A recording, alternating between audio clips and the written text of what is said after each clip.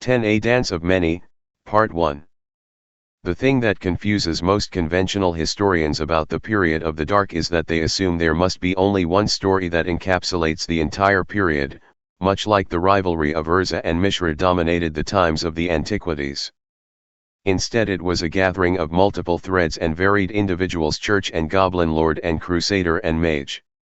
There were those seeking to return to the glory of the Age of the Brothers, those seeking to crush out the light of magic, and those who cared not one way or the other.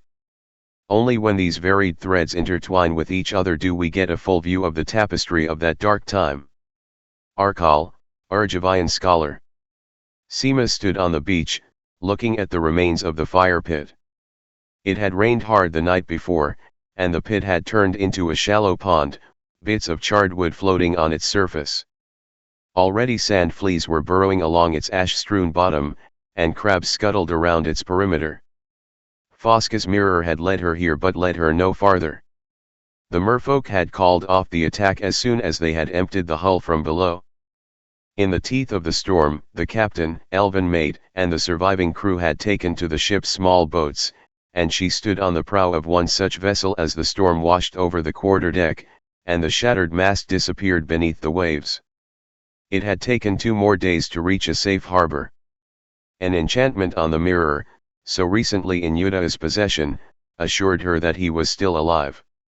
A second enchantment, more obscure and draining to cast, led her to this beach, but here the trail stopped. Seema knew that Jodah had spent some time here, at least a night, but where he went afterward the enchantment had left maddeningly unclear. She sat by the shallow pool and watched her reflection, first in the water, then in the mirror itself. A heart-shaped face crowned with thick, black bangs stared back at her accusingly. She stood up and paced around the pool. Then she looked down again, but the same accusing face stared back. She could abandon him, she knew, to whatever fate had claimed him. There were enough mages lost every day to stupidity, to fear, to the church. She would not be the first adept to have returned to the hidden city of magic with empty hands and a mournful story. But she had told him truly that he was a quick learner, and she hoped that he would come back with her to the City of Shadows, to help her and the other mages push back the boundaries of magic just 1 inch farther. If he could control his temper and just learn to concentrate, she thought, he would have been a capable wizard. Now he was gone, and all she had was the mirror. At least she had the mirror. Jodah could have saved himself from the storm, she had thought at the time, and, if the spells she cast were accurate, he had indeed saved himself. The mirror, however, the mirror he had foolishly taken from its secure pocket, would have been washed overboard and lost if not for Seema's intervention. If only he had not pulled it from his boot. Her soft mouth hardened at the thought, and she stamped a foot in the sand. For all his potential, the youth was still a fool. There was another spell she could cast now, the most powerful of the 3 divinations she knew, but she was loath to unleash its power or to pay the price it demanded on the mage who cast it. She could return with the mirror to the City of Shadows. She could tell them the tale of Jodah and Fosca and the church and leave it at that. They would have the mirror and the regrets of one mage who died and another who was lost.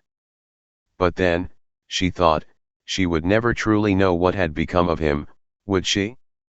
Seema sat again at the edge of the pool and gathered her thoughts.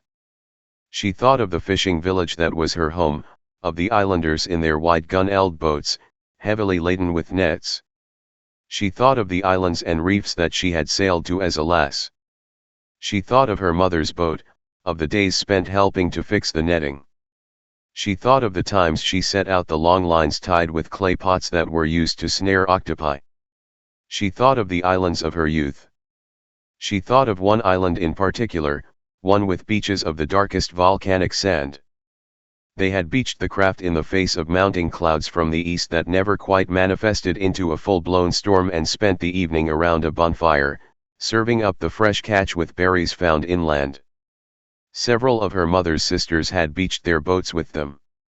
One aunt had a small shell ocarina, while another always brought a bit of rum with her when they went to sea.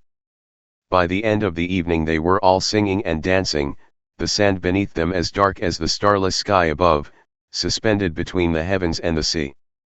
She thought of that island and inhaled and could almost hear the crackle of the fire and her aunt's piping music and smell the smoky scent of the roasting fish and the pungent tang of the rum, for it was the first time Mother had let her try any, that Mother knew of, anyway.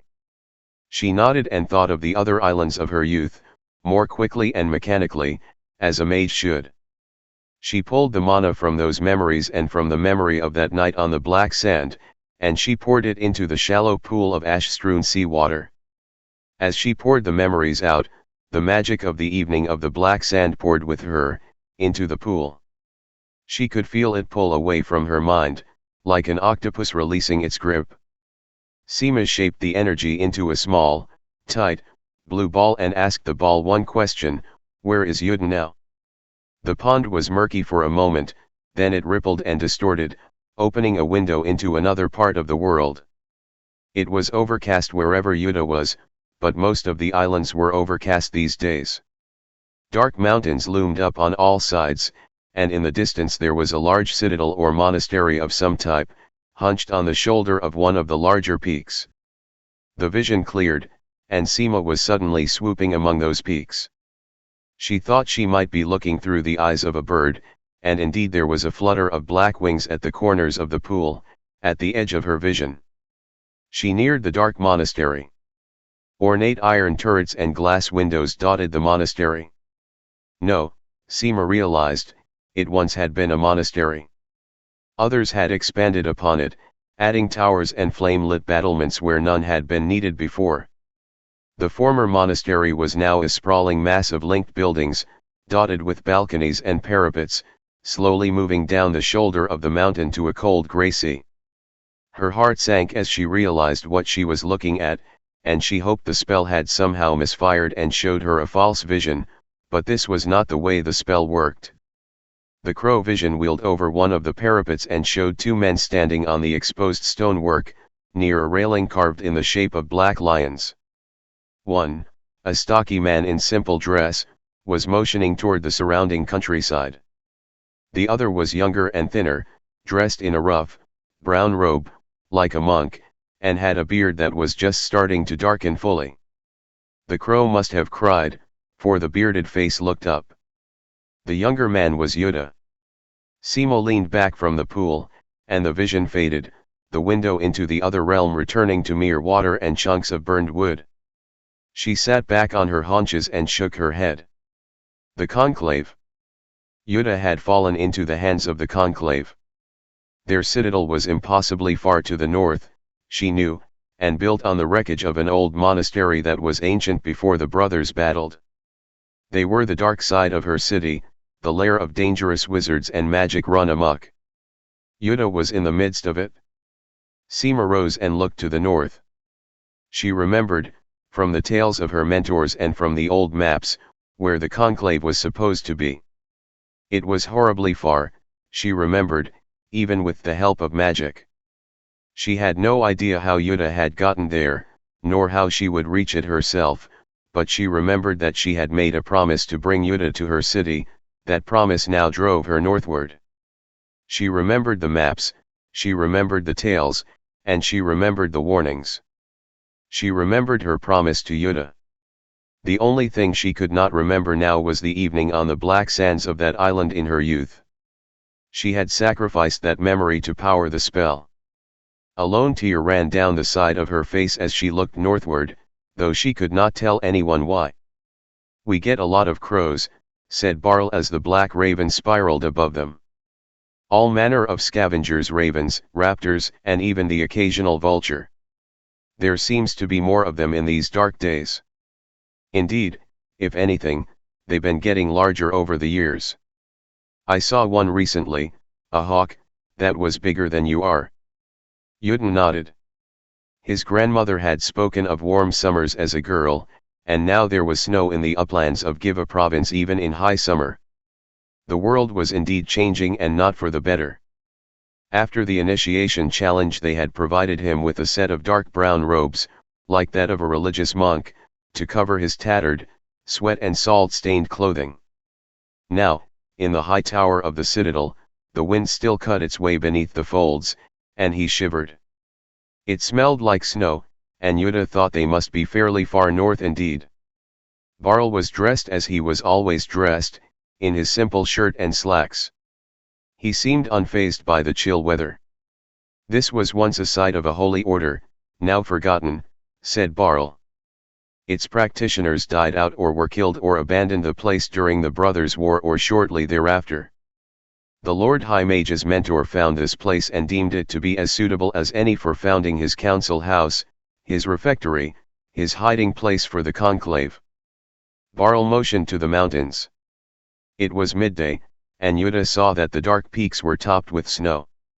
The peak whose shoulder carried the former monastery was the runt of the litter, and the mountains became higher and more imposing as they marched south, their peaks finally piercing the cloud cover and becoming lost to view. Barl pointed directly ahead. To the south and east, the mountains, the last sentinels of the Sardian range. "Here is where the caverns of Safe Haven carry those who know their secrets across the land." Barl raised an eyebrow at the youth. "But you already know that, I suppose." He turned slightly to the left, to a grayish blotch to the northeast at the foot of those mountains. "The Tanglewoods," he said, "not as impressive as the Scarwoods or the Savine expanses, but still a deadly place of man-eating vines and carnivorous plants." He turned to the north, and pointed to where the woods ended. Much of this expanse was rolling hills, bare save for brownish grass. "To the north, plains," said Barl. "Open lands that are dominated by savage horsemen and superstitious townsfolk. They are lesser beings, without magic. We don't worry about them over much." He pointed west and still a bit north, back to the tower itself. "On the other side of the citadel, we have the ocean, a wide bay that was once dotted with islands, but as time has passed the level of the sea itself has dropped, and the islands have joined in larger masses and shallow flats. Blue is not a popular color among the mages here, and that is one reason." Finally he pointed to the south and west, and said, "Where the sea met the land there were farms and orchards, but now there is only marsh and bog. It's a damp, fetid place, neither entirely of the land not of the sea. Some believe there are banshees, undead, and other evil spirits lurking out there." He turned to fully face the younger man. "Do you understand what I just said?" Jodah nodded. "Then tell me. What did I just say?" Jodah pointed to each of the directions, following the same order Barl had just done. "Mountains, forest, plains, islands, and swamp. Red, green, white, blue, and black. The lands of magic. The colors of magic." Barl smiled in satisfaction, and Jodah asked, "What color is your magic, friend Barl?" The smile faded only a trace. "I have no magic, or no magic as you understand it. My magic is of things, of artifice, and of gears. I study forces in play and weights reacting against each other and items dropping from a great height. And because I do not work with your type of magic, I am freed from its requirements and dangers. I serve as Lord Maersal's firm right hand. He trusts me, and I make things happen for him. Including teaching the new students, friend Barl," said Jodah. The smile regained its brightness. "No. We have no official teachers here. If you want to learn magic, you must go out and learn.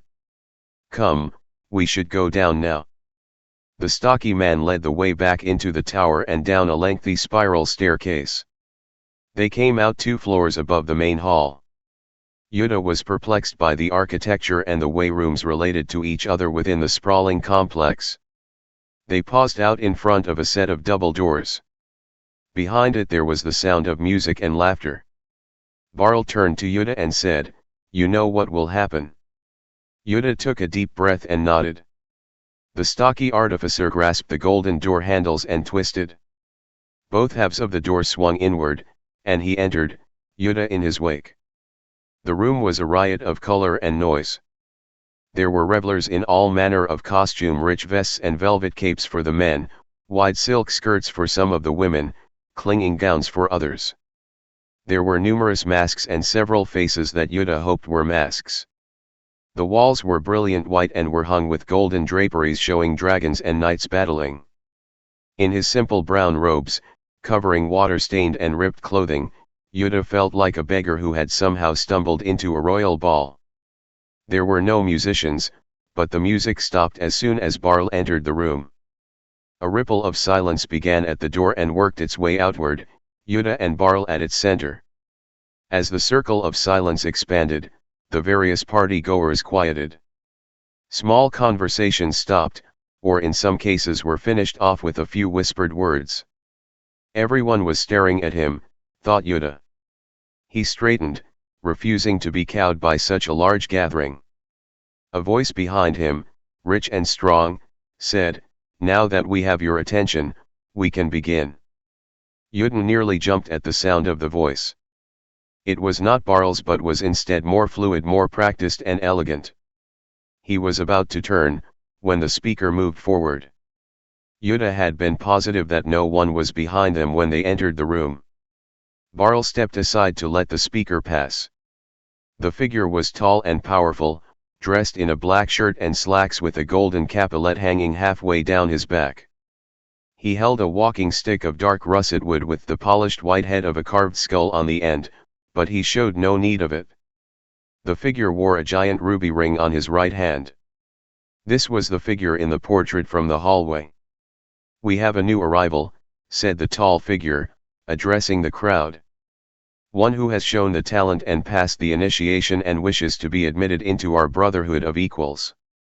What is the name of this new brother?" Barl nodded at Jodah, and the young man said, "Jodah." His voice cracked as he said it. "Louder, lad," said the smiling figure. "I don't think everyone heard you." "I am Jodah," said Jodah, feeling as if he was shouting it, then adding, "of Giva province." One of two of the women in the crowd smiled at Yodah's northern accent, but the tall figure took no notice of it. "And are you willing to become a part of our conclave, Jodah?" "Yes." Jodah tried to look in the taller man's eyes as he said it, but the speaker was too fast for him and was back scanning the crowd even as he spoke. "Do you promise to devote your energies to uncovering the secrets of magic, as we here have done?" said the speaker. "Yes." "And do you promise to aid your fellow mages, and treat each one as a friend?" "Yes." "Has the candidate passed his challenge?" said the tall speaker. "He has," said Barl, in a clear, calm voice. "Does any here present know why this candidate should not be admitted?"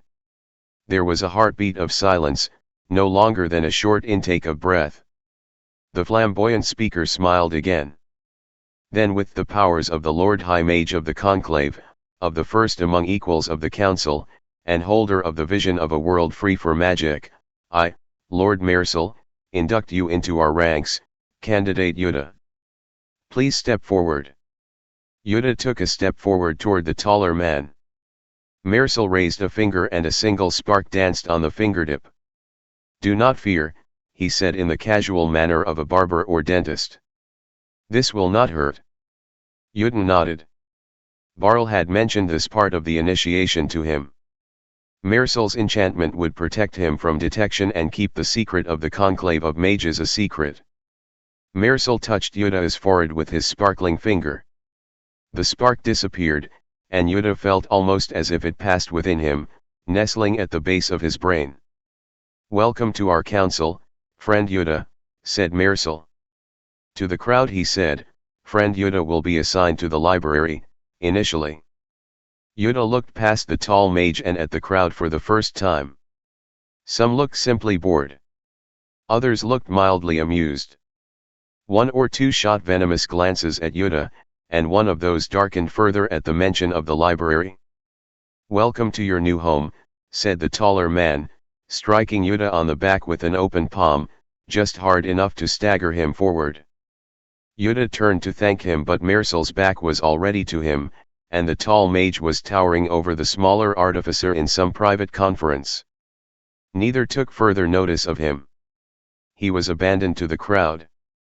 "You are friend Giva, then," said a white-haired young woman, pressing a narrow glass into Jodah's hand as he turned back toward the room. The glass was filled with something cold and bubbling that smelled of strawberries. "I am Jodah. I am from Giva province, yes," he said, grasping the glass with both hands, as the other option was to let it splash down the front of his robes. "Ah," said the woman, with a slight bow. "Friend Jodah from Giva, then. You have powerful wizards in Giva." The white-haired woman's eyes were extremely wide and blue and seemed to suck Jodah in. Her accent was strange and lilting. I don't know," said Jodah. "I mean, wizards are not horribly common there or always welcome." He ran out of things to say and took a large, hard pull on the narrow glass. The woman's eyes brightened as he drank. His throat caught on fire, and Jodah immediately doubled over, coughing. His eyes watered from the strawberry-flavored incendiary, and he fought the twin urges to flee the room and to collapse entirely. Through teary eyes, he looked around to see if he had made a scene. No one was looking at him, not even the white-haired woman, who had moved on to another victim, pushing another narrow drink into the hands of a small man with an inordinately long beard. Barl was at his side, and said, "You have had a long day. Perhaps you should get some rest." Jodah knuckled back the tears in his eye and looked at the bubbly concoction. "Perhaps I should," he said, putting the liquid inferno on a sideboard and hoping that no one else would mistake it for a real drink. He added, "The Lord High Mage, is he still?" "Mersal has little time or interest for social events, though he attends them when his schedule permits," said Barl. "Let me guide you to your quarters."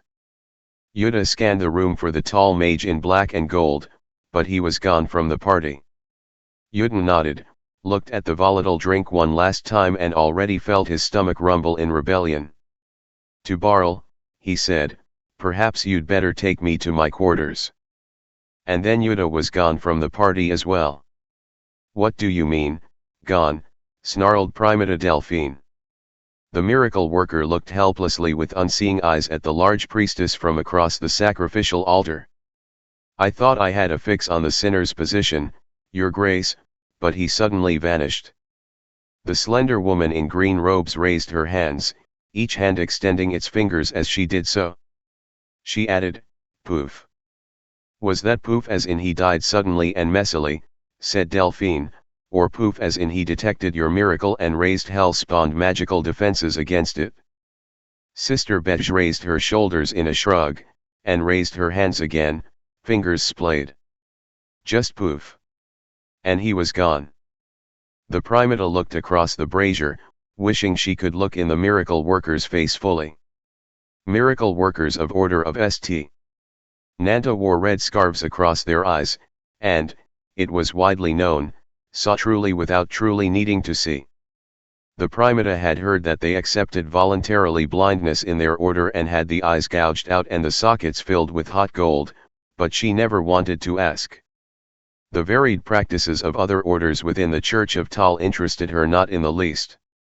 She had waited a week for one of the Order of St. Nanta to arrive, and another 3 days afterward for the altar to be purified and the sacrifice, a white lamb without blemish or scar, to be sanctified, slain, and at last burned. Now the supposed miracle worker told her that suddenly her quarry no longer existed. "Poof," said Sister Betj once more for effect. The Primata rubbed her temples with her fingertips. Then said, "Try to find the other one, then."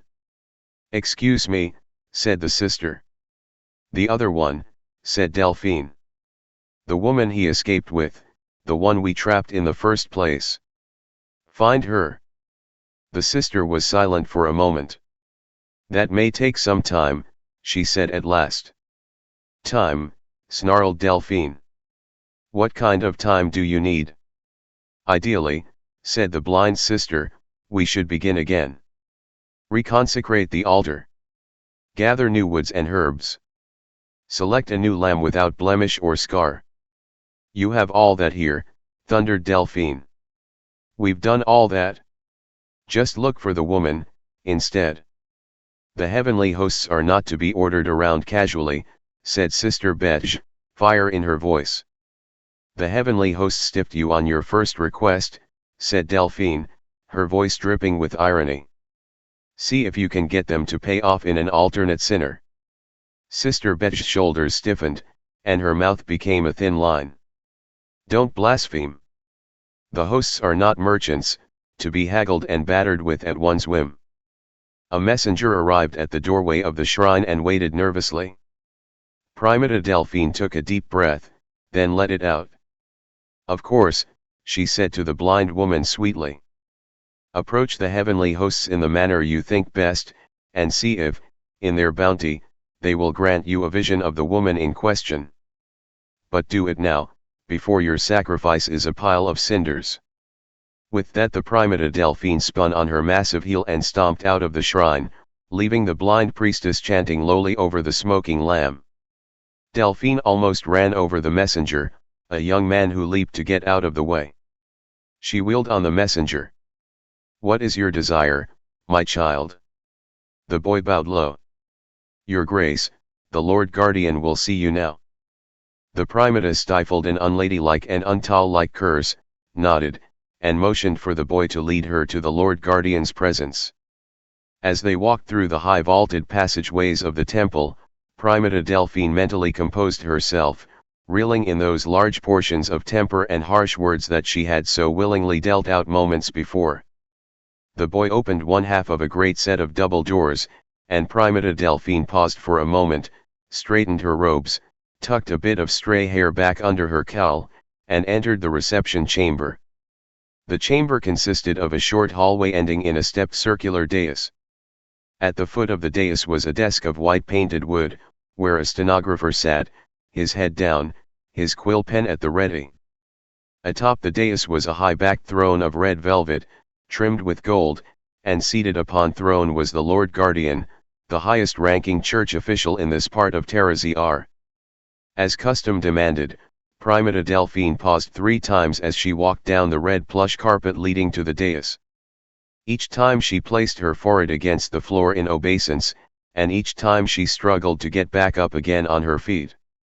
Finally, on the bottommost step of the dais, she knelt.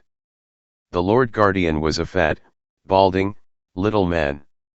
However, within the Church of Tal to say he as fat was pejorative, and as such heresy. And to say he was balding would imply that he was aged and infirm, and as such was heresy. And to say that he was little would be to diminish the entire church, and as such was heresy.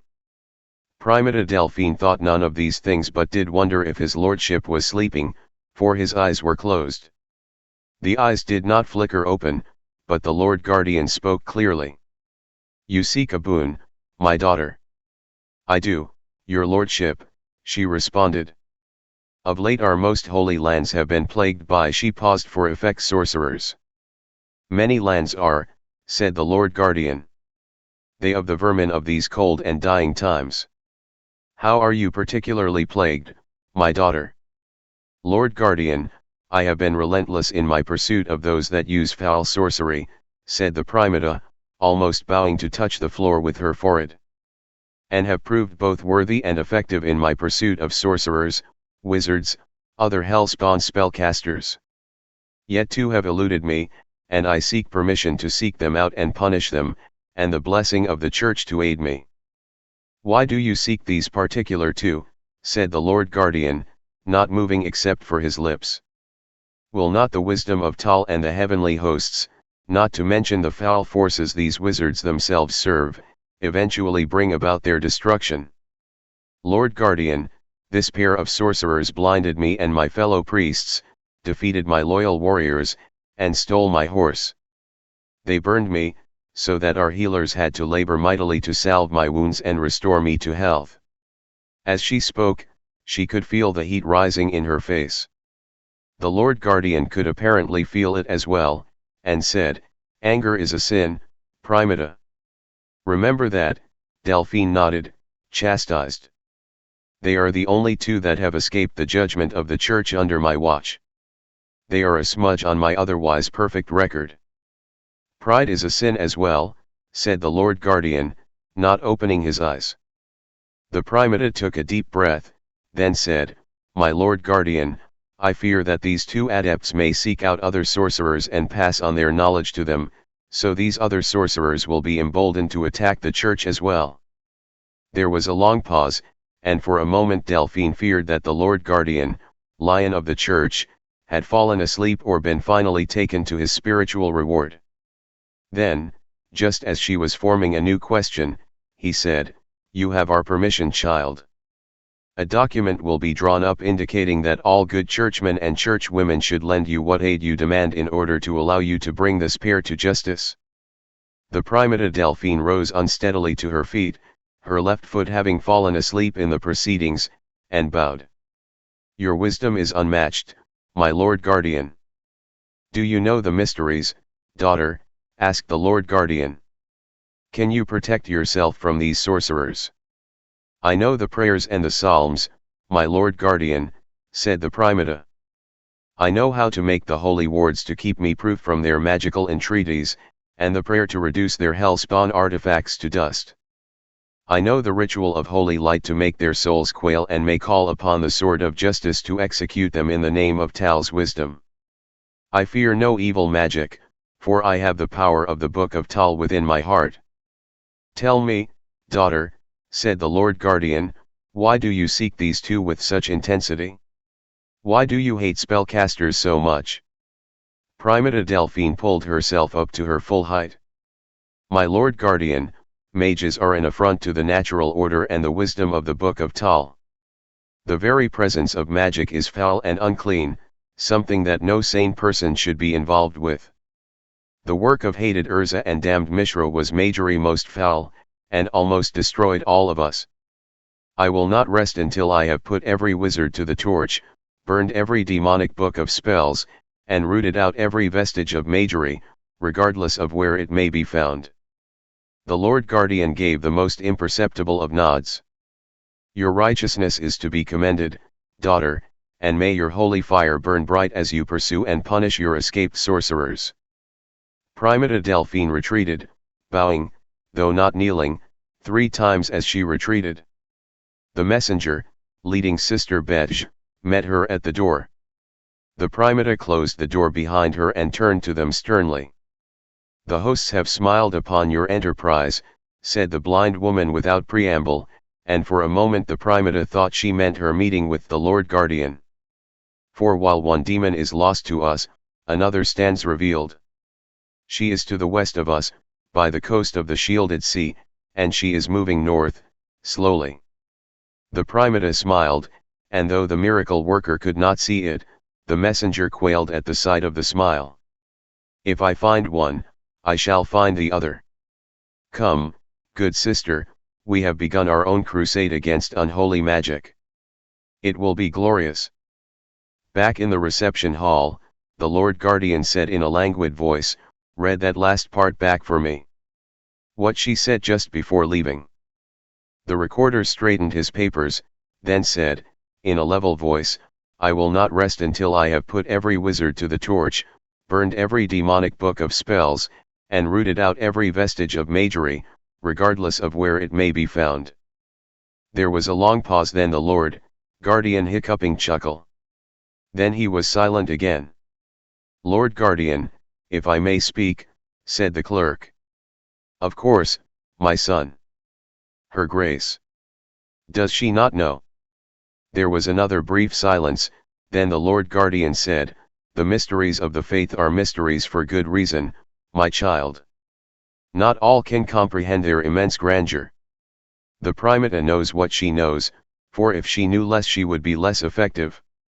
And if she knew more, she would be less than useless." "I see, Lord Guardian," said the clerk. "Thank you, Lord Guardian." There was silence again in the reception hall, broken only by an occasional hiccuping chuckle.